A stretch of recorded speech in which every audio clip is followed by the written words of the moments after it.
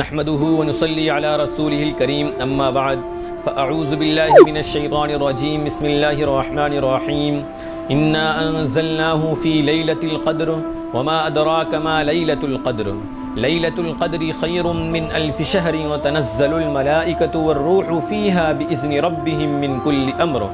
سلام هي حتى مطلع الفجر صدق اللہ العظیم۔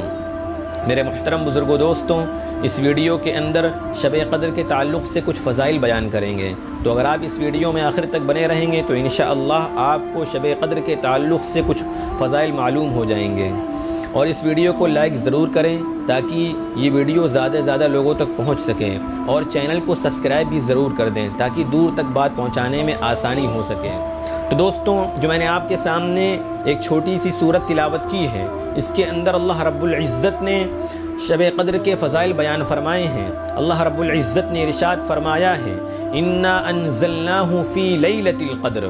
کہ یقیناً ہم نے قرآن کریم کو شب قدر کے اندر نازل کیا، یعنی اللہ رب العزت نے قرآن پاک کا جو تحفہ انسانوں کو دیا وہ اسی رات میں عطا فرمایا۔ پورا قرآن پاک یک بارگی آسمان دنیا پر اسی رات میں نازل کیا گیا، اور اس کے بعد وہاں سے جتنی ضرورت محسوس ہوئی اللہ رب العزت نے آہستہ آہستہ تھوڑا تھوڑا آپ علیہ الصلاۃ والسلام پر جبریل امی کے ذریعے نازل کیا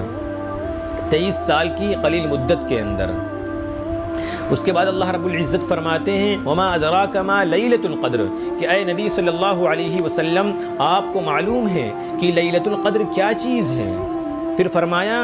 لیلۃ القدر خیر من الف شہر، کہ لیلۃ القدر وہ رات ہے جو 1000 مہینوں سے افضل ہے، یعنی کہ اگر اس میں کوئی انسان صرف ایک رات عبادت کر لے ایمان کے ساتھ، یقین کے ساتھ، تو اللہ رب العزت اس کو کم و بیش 83 سال کی عبادت کا ثواب عطا فرمائیں گے۔ ذرا سوچئے کہ ایک رات کا یہ مقام و مرتبہ ہے، یہ اس کے فضائل ہیں، اس میں اتنا ثواب ملتا ہے، تو سوچئے اگر کسی انسان کو یہ 4 5 10 راتیں مل جائیں پوری زندگی کے اندر تو اس کو کتنی عبادتوں کا، کتنے سال کی عبادتوں کا ثواب مل جائے گا۔ تنزل الملائکۃ والروح فیہا باذن ربہم من کل امر، اللہ رب العزت نے ارشاد فرمایا یہ وہ رات ہے جس کے اندر ملائکہ اترتے ہیں، آسمان سے اترتے ہیں، والروح فیہا، اور جبریل امی بھی نازل ہوتے ہیں اس کے اندر، والروح فیہا باذن ربہم من کل امر، اپنے رب کے حکم سے جبریل امی اور دیگر فرشتے اس دنیا کے اندر آتے ہیں، اترتے ہیں، اور جو لوگ دعائیں کر رہے ہوتے ہیں ان کی دعاؤں پر آمین کہتے ہیں۔ سلام ہی حتی مطلع الفجر، یہ رات سلامتی کی رات ہے، سراپا سلامتی ہے۔ ہی حتی مطلع الفجر، جو فجر کے طلوع ہونے تک رہتی ہے، یعنی جب تک فجر طلوع نہیں ہوتی، جب تک فجر کا وقت نہیں ہوتا تب تک یہ رات رہتی ہے۔ تو اس لیے آپ اس رات کے اندر زیادہ سے زیادہ اللہ رب العزت کی اطاعت کریں، اللہ رب العزت کی عبادت کریں، جیسے کہ نماز کا اہتمام کریں، تہجد کا اہتمام کریں، استغفار کا اہتمام کریں، درود پاک پڑھیں۔ اسی طرح سے جو غیبتیں انسان نے کر رکھی ہیں زندگی کے اندر، جھوٹ بولا ہے، اسی طرح سے جو اور گناہ کیے ہیں اس نے، صغیرہ گناہ، کبیرہ گناہ، ان تمام گناہوں کی اللہ رب العزت کی بارگاہ میں گڑ گڑا کر رو کر معافی مانگے، اور آئندہ نہ کرنے کا عہد بھی کریں، تبھی سچی دعا ہوگی۔ اگر آپ آئندہ نہ کرنے کا عہد نہیں کرتے ہیں تو پھر آپ کی دعا پکی سچی دعا کہاں ہوئی؟ تو اس لیے پکی سچی دعا مانگیں اور اپنے گناہوں پر ندامت کا اظہار کریں۔ کہتے ہیں شب قدر کی معنی کیا ہے؟ شب قدر کا مطلب کیا ہے؟ تو قدر کا مطلب ہوتا ہے اہمیت کی چیز، نہایت جس کی اہمیت ہو، جس کی قدر ہو۔ تو یہ رات، جو اس رات کے اندر اللہ رب العزت جو اتنا ثواب عطا فرماتے ہیں، اتنی نیکیاں عطا فرماتے ہیں، اس لیے یہ رات قدر کی رات ہے، اس کی قدر کرنی چاہیے، اس میں زیادہ سے زیادہ اہتمام کرنا چاہیے۔ دوسرا معنی یہ ہے کہ جو بندہ اس رات میں اللہ رب العزت کی جاگ کر عبادت کرتا ہے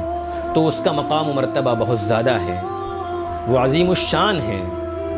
تیسرا معنی یہ ہے کہ اس رات کے اندر فرشتے آسمان سے جوق در جوق اترتے ہیں، تو یہ زمین فرشتوں کی کثرت کی وجہ سے اپنی وسعت کے باوجود، اپنی کشادگی کے باوجود تنگ پڑنے لگتی ہے،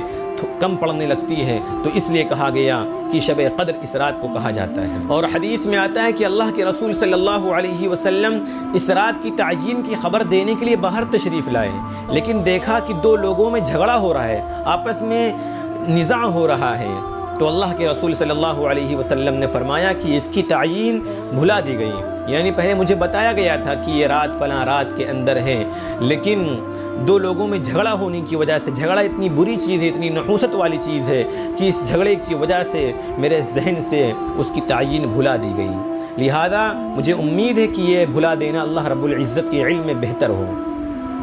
تو لہذا اس رات کے اندر فضول کاموں سے، خاص طور سے جھگڑے سے بچیں، نزاع سے بچیں۔ آج کل پڑھے لکھے لوگ بھی جو اپنے آپ کو دیندار کہلاتے ہیں، جو دیگر چیزوں کا اہتمام بھی کرتے ہیں، عبادات کا اہتمام بھی کرتے ہیں، لیکن وہ جھگڑے سے بچ نہیں پاتے ہیں، آپس میں دلوں کے اندر بغض نفرتیں لیے پھرتے ہیں اور جھگڑا چھوٹی چھوٹی باتوں پہ کر بیٹھتے ہیں۔ تو چھوٹی چھوٹی باتوں پہ جھگڑا نہ کریں، یہ بہت بری چیز ہے۔ اب دیکھیے آپ کہ جھگڑے کی وجہ سے اس رات کی تعین تک اٹھا لی گئی، تو اس رات کے اندر تمام فضول کاموں سے بچیں۔ جو نوجوان اس رات کے اندر گاڑی پہ خالی اس رات کو بتا دیتے ہیں ٹہلنے گھومنے میں اور دوسروں کی غیبتیں کرنے میں، برائیاں کرنے میں اور عیاشیاں کرنے میں بتا دیتے ہیں، تو ان سے گزارش ہے کہ اس رات کے اندر یا تو سو جائیں، اگر ان کو خالی لہو لعب کرنا ہے، خالی فضول کام کرنا ہے، تو اس سے اچھا ہے کہ سو جائیں، تاکہ ان کو فالتو کام کرنے کا اور گناہ کے کام کرنے کا گناہ نہ ملے۔ کم سے کم سو جائیں گے تو گناہ سے بچیں گے، ورنہ اگر جاگنا چاہتے ہیں، عبادت کرنا چاہتے ہیں،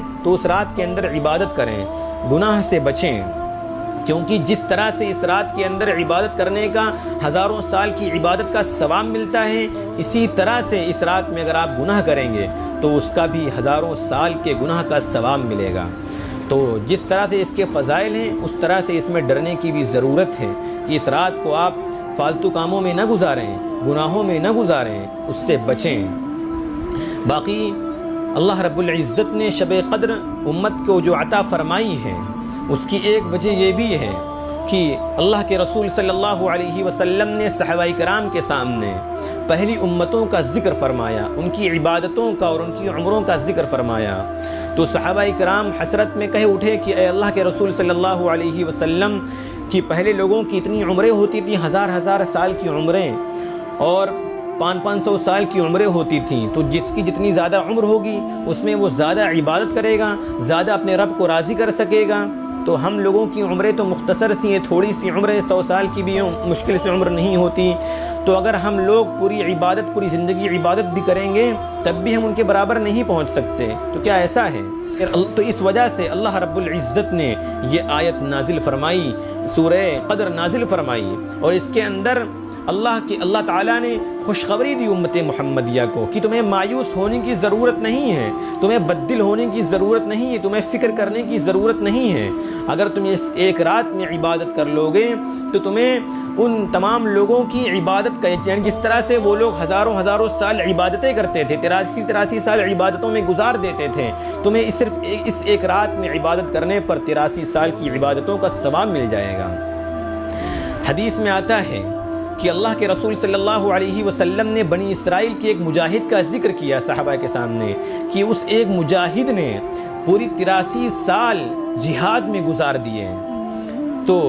صحابہ اکرام نے اس کے بعد کہا کہ 83 سال وہ عبادت کرتا رہا، اللہ رب العزت کی جہاد کرتا رہا،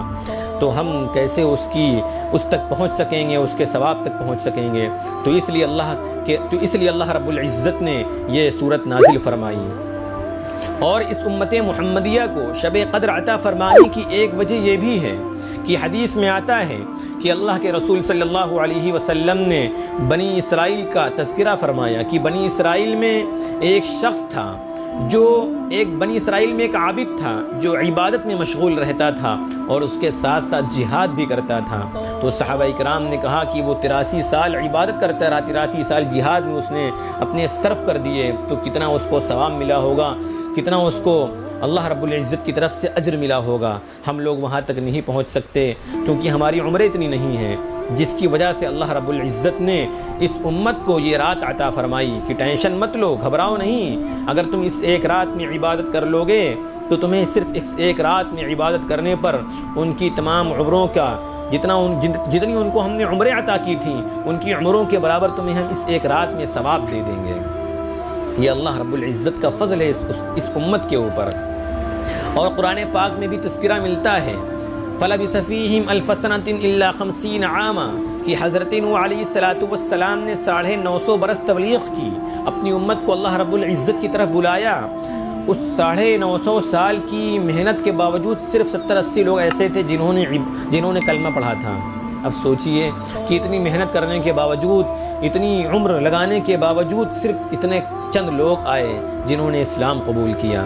تو پہلے زمانے میں اتنی عمریں ہوتی تھیں، لوگ اتنا زیادہ اللہ رب العزت کی اطاعت کرتے تھے، عبادتیں کرتے تھے۔ تو اللہ رب العزت نے اس امت کو صرف چند دنوں کے اندر، چند راتوں کے اندر اتنی عبادتیں کرنے کا ایک موقع عطا فرمایا ہے کہ اگر اس رات میں انسان کوئی عبادت کر لے، شب قدر کی رات میں، اسی طرح اگر اس کو زندگی کے اندر 5-6 راتیں مل گئیں تو سوچئے اس کو کتنی ہزاروں سال، لاکھوں سال کی عبادتوں کا ثواب مل جائے گا۔ اور قرآن کریم کے اندر اللہ رب العزت نے جو ایک لفظ ارشاد فرمایا ہے کہ لیلۃ القدر خیر من الف شہر،